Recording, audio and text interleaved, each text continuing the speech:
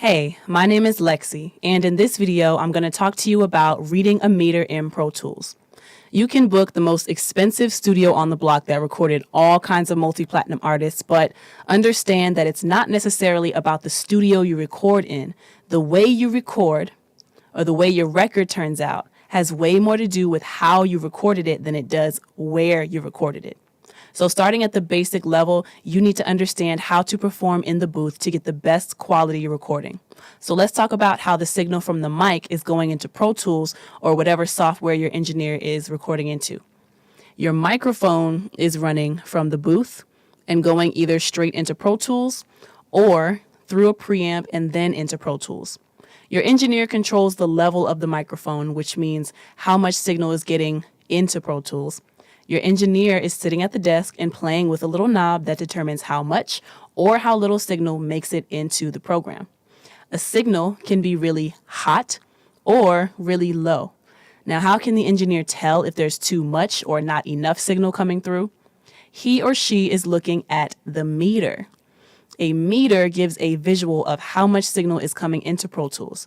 And there are 3 levels: green, yellow, and red. Before I get into explaining that, I want you to understand what a meter is first off. So this is a visual representation of how much or how little signal is coming into Pro Tools.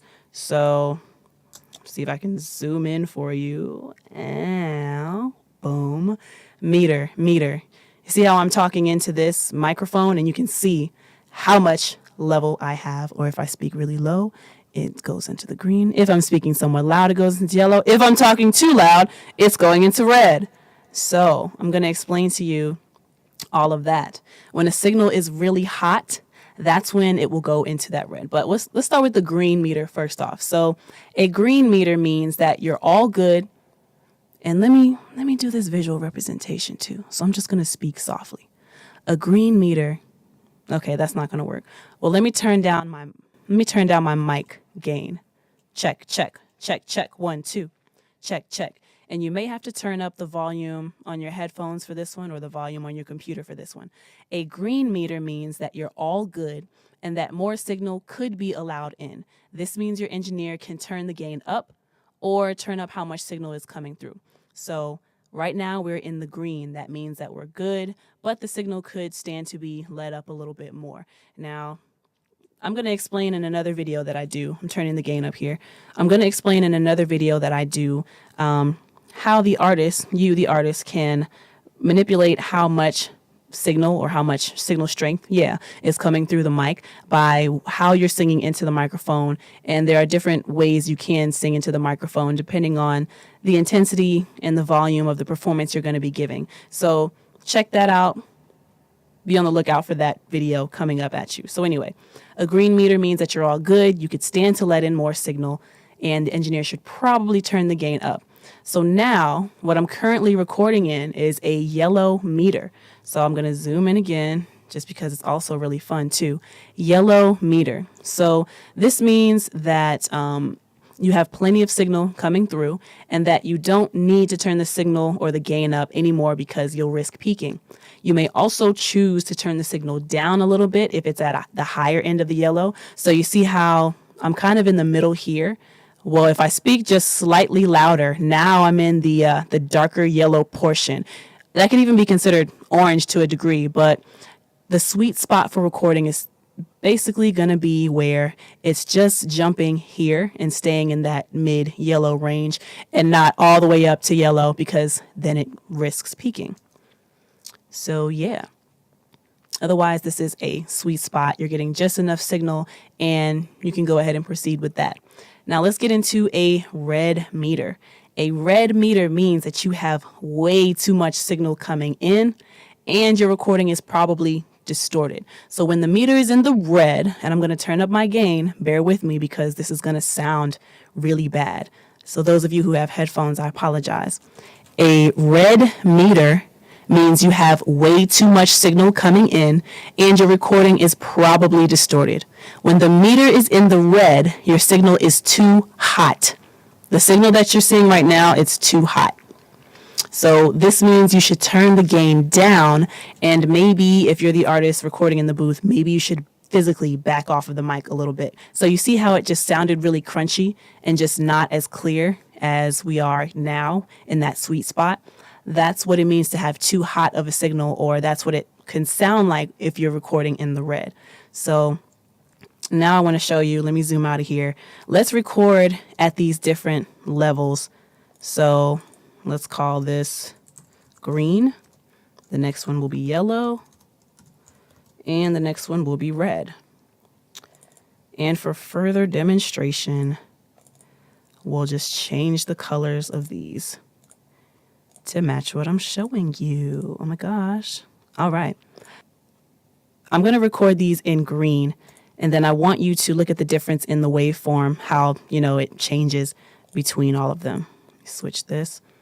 All right. So turning down into green. Check, check, check. Check, check, 1, 2. Mic check, 1, 2. So a green meter means that you're all good and that more signal could be allowed in. This means your engineer can turn the gain up or turn up how much signal can come through. All right, so that's green. We're going to drag that down. I meant to drag it, not copy it. Mute that. So that's what a green waveform will look like. And now let's turn this up so that we have it in yellow. Check, check, check. All right. And let's get into the sweet spot some more. Check, check, check. 1, 2. Good. All right. A yellow meter means you have plenty of signal coming through and that you don't need to turn the gain up anymore because you'll risk peaking. You may also choose to turn the signal down a little bit if it's at the higher end of yellow in the meter. That is what a nice yellow signal might look like. And now we're going to go into the red. Check, check. Oh, man. Again, if you have headphones, I apologize. A red meter means you have way too much signal coming in and your recording is probably distorted. When the meter is in the red, your signal is too hot. This means you should turn the gain down and maybe back off the mic a bit. All right, let's go back to that sweet spot. I can turn it down even more. All right, so now let's look at these 3 different waveforms. We have green, we have yellow, and we have red. So when you have a green waveform, it's going to look like this.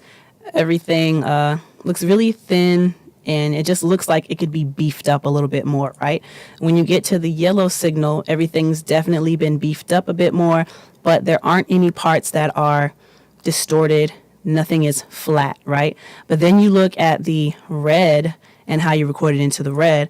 You not only could you hear the distortion, you can also see the distortion because the waveform is so flat. That's what you want to avoid when you're recording. Whether you're the artist or the engineer, you want to avoid a flat waveform because there are no dynamics in the sound. And if you can't hear the dynamics, the highs and the lows and everything is just really loud, you're not going to get a good sound quality recording. So as an artist, you need to understand that the way you're singing or rapping into the mic can affect the level of quality you're going to get in the studio.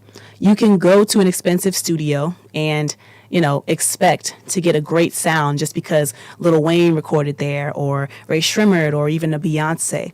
But without this basic understanding of how to make sure you're recording well, you're not going to end up with something that you like. And you definitely won't sound like Lil Wayne or Ray Shrimmered.